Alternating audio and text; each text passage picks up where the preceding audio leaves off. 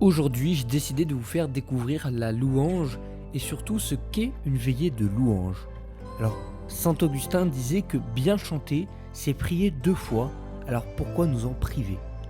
Certains sont peut-être fâchés avec les chants, mais est-ce que ce n'est pas une façon de découvrir la beauté du Seigneur à travers nos voix? Sur ce, bon reportage et profitez de ces belles images. Glorifie le Seigneur, glorifie son nom, et célèbre ton Dieu, lui le roi des cieux. Glorifie le Seigneur, et acclame ton roi, Hosanna. Louange à toi, ô Créateur, Maître et Seigneur de l'univers. Tu fais pour nous la mer et les flots, la terre entière et tous ses biens. Glorifie le Seigneur, glorifie son nom, et célèbre ton Dieu, lui le roi des cieux.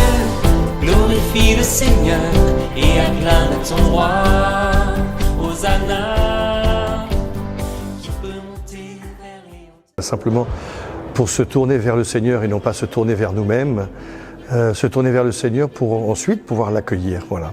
Et donc il y a eu évidemment de beaux chants de louanges avec un super groupe de louangeurs, voilà, qui connaissaient bien à la fois des chants rythmés, voilà, bon, pour nous dégourdir un peu spirituellement, et puis d'autres plus méditatifs, très intéressants, très bien faits.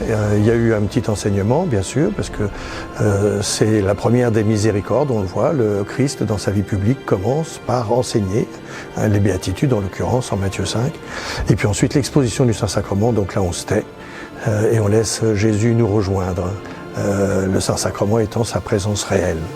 Et puis on termine par une grande action de grâce, un grand remerciement. Voilà, donc c'était au Sable d'Olonne, à l'occasion du Vendée Globe, l'édition numéro 10, la 10e édition, donc en novembre 2024. À tous, soyez bénis.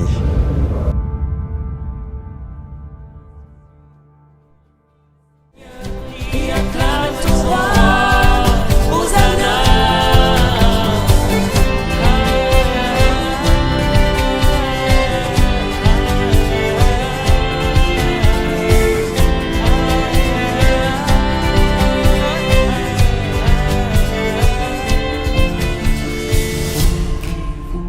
Ouvrez vos cœurs, voici le roi. Et qui est la Vierge Marie?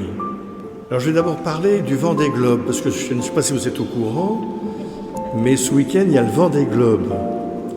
Le Vendée Globe est un tour du monde à la voile en solitaire, sans escale, disent les techniciens, et sans assistance, et qui a lieu tous les 4 ans.